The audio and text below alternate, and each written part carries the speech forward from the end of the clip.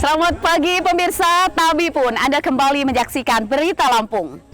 Sejumlah berita aktual dan juga informasi menarik telah kami suguhkan untuk Anda hari ini. Bersama saya Fitri Amalia, berikut Berita Lampung selengkapnya.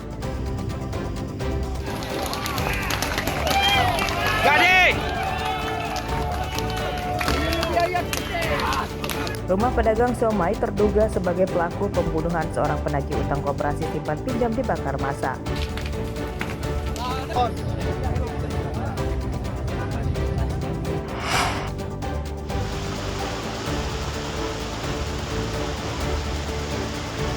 Banjir merendam pemukiman dan jalan di 5 kelurahan di Metro.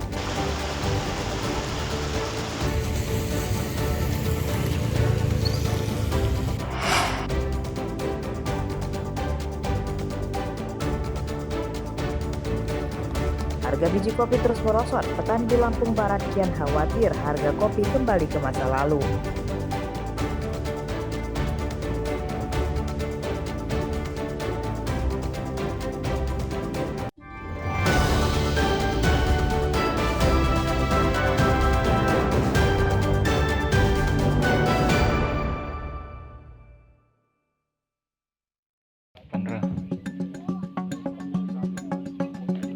Seorang petugas penagih utang sebuah koperasi ditemukan tewas di Sungai Desa Banjarnegeri, Kecamatan Natar, Lampung Selatan pada Kamis siang.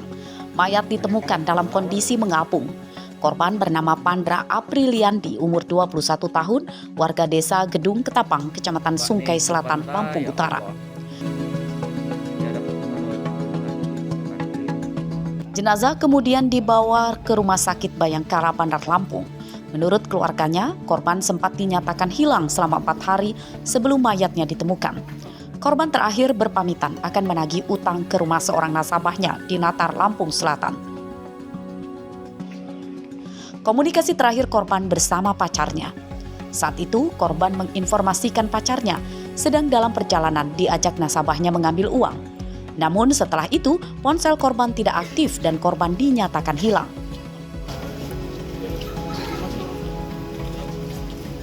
Mereka ini diajak sama nasabahnya untuk keluar untuk mengambil uang tagihan. Nah, di dalam perjalanan sekitar 10 menit itu mereka sempat video call dengan pacar. Nah, dari 10 menit kemudian HP ini tidak ada sinyal, tidak bisa dihubungin, pokoknya otomatis mati total. Nah, kebetulan juga ini sebagai pacarnya ini langsung konfirmasi ke ponaan yang berada di Natar. Nah, setelah konfirmasi dengan ponaan yang di Natar, mereka bergerak untuk mencari dan berkunjung ke rumah nasabahnya.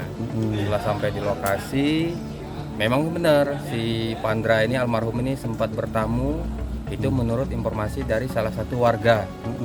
Nah, tapi di waktu mereka keluar dari rumah itu, salah satu dari warga ini tidak ada yang tahu. Nah, apa mereka ke barat atau ke timur, pokoknya nggak tahu. Yang pastinya dia sempat berkunjung di situ. Motor korban hingga kini belum ditemukan. Sementara itu, suasana duka terlihat di rumah duka. Pada Kamis sore, keluarga masih menanti kedatangan jenazah korban dibawa pulang dari Rumah Sakit Bayangkara. Pihak keluarga meyakini Pandra Apriliandi jadi korban pembunuhan. Awalnya itu pukul berapa ya, habis Isa kalau nggak salah itu. Posisi saya kan lagi main di daerah Prokimal. Dapat kabar dari pacar adik saya ini kan datang ke rumah. Pas datang ke rumah tuh ngasih kabar bahwa adik saya itu kayak kena cekek gitu katanya. Habis itu ditelepon udah nggak aktif lagi, nggak diangkat sama adik saya ini kan. Setelah itu saya langsung berangkatlah ke sana sekitar pukul 11. Pas sampai di sana itu emang iya adik saya udah nggak ada lagi di lokasi kejadian itu. Kita sudah berupaya melakukan pencarian, Bang. Gimana? Kita sudah berupaya melakukan pencarian, Bang. Pencarian seluruh di daerah desa itu udah kita cari. Harapannya kepada pihak kepolisian, Bang? Harapannya supaya pelaku tersebut cepat tertangkap. Siapa, Bang, nama lengkap kita, Bang? Nama lengkap saya Putra Sanjaya, Pak. Kasus tersebut ditangani Polsek Natar dan Polres Lampung Selatan. Polisi mengautopsi jenazah korban untuk menyelidiki penyebab kematiannya. Robi Laste dan Artio Haba melaporkan dari Lampung Selatan dan Lampung Utara.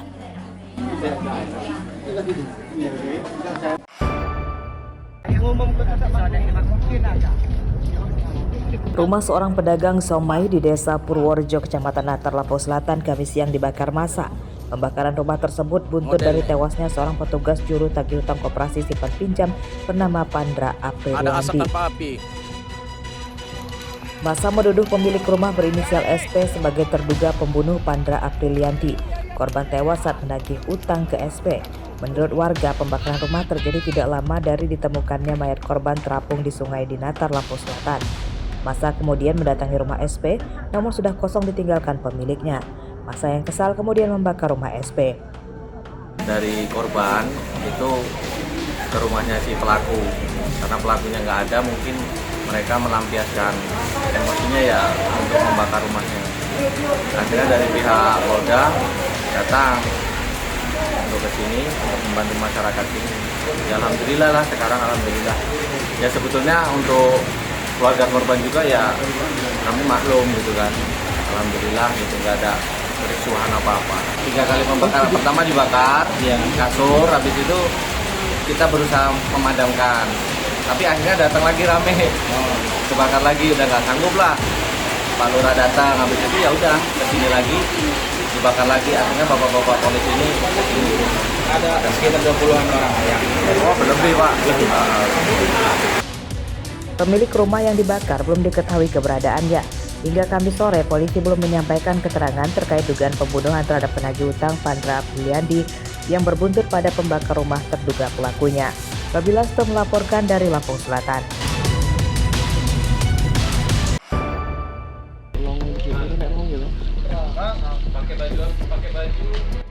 Tim penyidik Polres Tulang Bawang Kamis siang menggelar pra-rekonstruksi kasus pembunuhan bocah perempuan umur 10 tahun di kamar karyawan pabrik tebu di Kecamatan Kedung Meneng. Untuk kepentingan keamanan, tersangka berinisial MR, pra-rekonstruksi tidak digelar di lokasi pembunuhan namun dialihkan di lingkungan Polres Tulang Bawang. Tersangka memperagakan 40 adegan. Kejadian bermula saat tersangka melihat korban sendirian di kamar mandi umum mes karyawan. Tersangka mengiming-imingi jajanan gorengan untuk merayu korban. Di kamar tersangka, korban diruda paksa dan dibunuh dengan cara dicekik. Sebelum kabur, tersangka menutup mayat korban dengan tikar.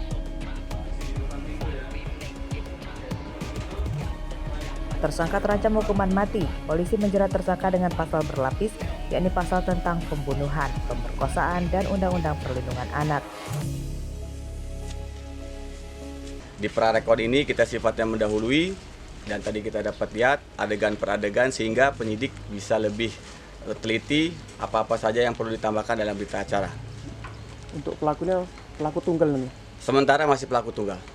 Motifnya? Motif ya memang pelaku ini terkenal di sana menyendiri. Pada saat pelaku itu melihat si korban sedang mandi, seketika pelaku menginginkan hal yang tentunya itu tidak boleh dilakukan oleh si pelaku. Akhirnya pelaku melakukan sehingga spontanitas itu dilakukan. Ada fakta baru nggak dalam rekan tersebut? Sementara masih sesuai dengan berita acara. Tersangka berinisial MR umur 35 tahun ditangkap setelah sempat buron selama 1 bulan usai membunuh korban. Tersangka ditangkap di tempat persembunyiannya di perkebunan tebu di Kabupaten Mesuji. Mustaqim melaporkan dari Tulang Bawang.